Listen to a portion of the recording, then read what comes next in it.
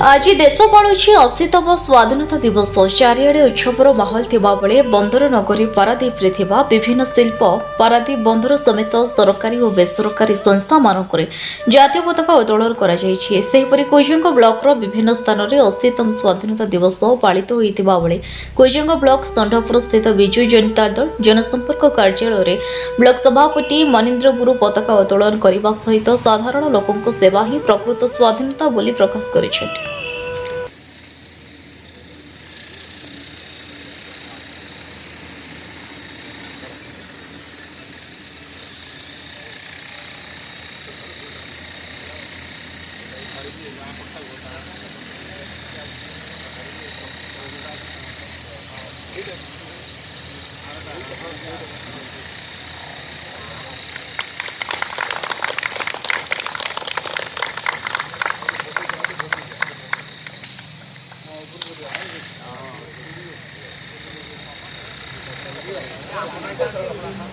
उत्तर Ganga बिंदाई muscle समुना Ganga उच्छल जलधि तरंग तब शुभ नामे जागे तब शुभ नाम समागे गाए तब जय गाथा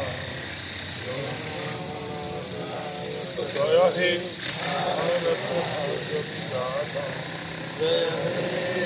जय हे अगस्त 15 की सुभाष बोस की उपम दास की आज 80तम आज 80तम भारत स्वाधीनता दिवस। ये समस्त आमर विजु जनता समस्त भाई भाई मान मोर नमस्कार मुरई मान मोर नमस्कार।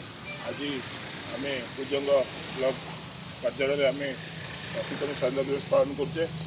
आई परिप्रेक्षी में बर्तमान अनुरोध करमर कुजंग ब्लॉक कैलाश मैना कैलाश साड़ी को अनुरोध कर जातीय जातीयतावादी 1950 मसीहा जनवरी 26 तारिख आम सार्वभौमत्व पाई तेणु यही संग्राम बहुत जननायक सभापति कुजंग ब्लॉक विजय दल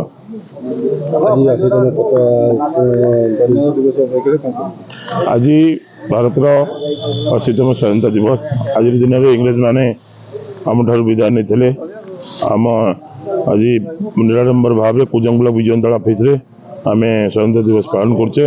आमर बहुत संख्यार आमर युवक बंधु आम दल कर्मी माने मुरई माने समस्त डाकी पताका उत्तोलन करूँ।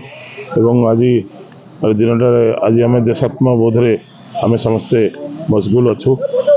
आमर आगामी दिन में केमती एरिया शांति श्रृंखला सह बंचिक हम एवं जो मैंने आम देश बलिदान देते जीवन देते जो मैंने आम देशपाई से स्मृतिचारण कलु। आज दिन में आम समस्ते समस्त अभिनंदन जनाऊँ सब सांबादिक बंधु सब भाई मान आज ये दिन में आज पवित्र दिन में आम समस्त मंगल कामना करी वक्तव्य साइन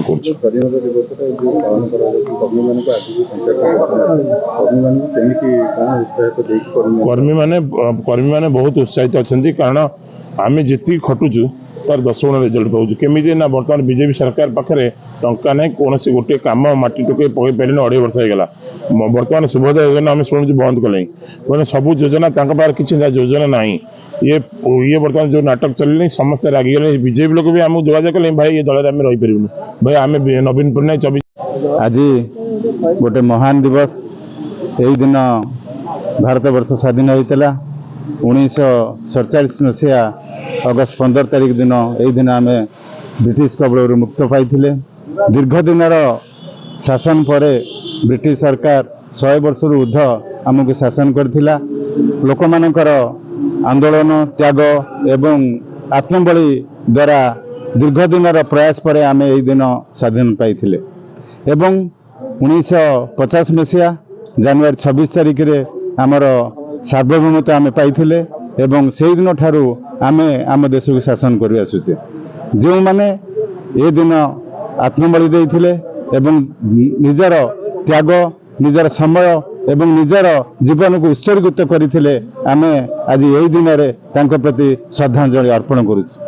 ଗୋଟେ ମୁଖ୍ୟ କଥା ହେଲା ଆଜି ଯେଉଁ ବାର୍ତ୍ତା ଆମେ ଦେବାକୁ ଚାହୁଁଛୁ ଆମେ ପରାଧୀନ ଥିଲେ ତାର ଦାୟରୁ ମୁକ୍ତ ପାଇଥିଲେ କିନ୍ତୁ ଆଜି ଦେଶରେ ଯେଉଁ ଶାସନ ବ୍ୟବସ୍ଥା ଦେଶରେ ଯେଉଁ ଗଣତାନ୍ତ୍ରିକ ବ୍ୟବସ୍ଥାରେ ସାଧାରଣ ଜନତା ଯେଉଁ ହନ୍ତସନ୍ତ ହେଉଛନ୍ତି ଯେଉଁ ଦୁର୍ନୀତି ଭ୍ରଷ୍ଟାଚାର ବଢ଼ି ଚାଲିଛି ମୁଁ ଯୁବ ସମାଜକୁ ଆହ୍ୱାନ କରିଛି ସେମାନେ ତାଙ୍କର ବଳିଷ୍ଠ ନେତୃତ୍ୱ ବଳିଷ୍ଠ ତ୍ୟାଗ ମାଧ୍ୟମରେ ଏହାକୁ ପ୍ରତିହତ ନ କଲେ ଆମେ ବ୍ରିଟିଶର ଯେଉଁ ନିର୍ଯାତନା ଯେଉଁ ପ୍ରକାର ଅସହ୍ୟ ଯନ୍ତ୍ରଣାରେ ଆମେ କାଳତିପାତ କରିଥିଲେ ଆମେ ତାଠାରୁ ଅଧିକ ମୁଁ କୁଜଙ୍ଗର ଜୋନ୍ 2 ଜିଲ୍ଲା ପରିଷଦ ରବିନାରାୟଣ ସାହୁ। ଆଜି ଗୋଟେ ପବିତ୍ର ଦିନ। ଏହି ଦିନରେ ଆମ ଦେଶ ଦିନେ 80 ବର୍ଷ ପୂର୍ବେ ସ୍ୱାଧୀନ ହୋଇଥିଲା। ତେଣୁ ଆଜି ତାକୁ ମନେ ପକାଇ ଆଜି ଏହି ସଂଗଠନ ଆମର ବିଜୁ ଜନତା ଦଳର ଏତେ ବଡ଼ ଦଳ ଯେଉଁ ଦଳରେ ପ୍ରତିଷ୍ଠାତା ହେଉଛନ୍ତି ବିଜୁ ବାବୁ ତାଙ୍କୁ ସ୍ମରଣ କରି ତାଙ୍କ ଉପରେ ପୁଷ୍ପମାଲ୍ୟ ପକାଇ ବର୍ତ୍ତମାନ ଆଜି ଆମର କାର୍ଯ୍ୟକ୍ରମ ଆରମ୍ଭ ହୋଇଛି। ଏହି ଦଳ ରହିଛି ରହିବ ଏବଂ এই ବାରମ୍ବାର ସ୍ୱାଧୀନତା এই ପ୍ରୋଗ୍ରାମରେ ସ୍ୱାଧୀନତା ଦିବସ ପାଳନ କରିବ।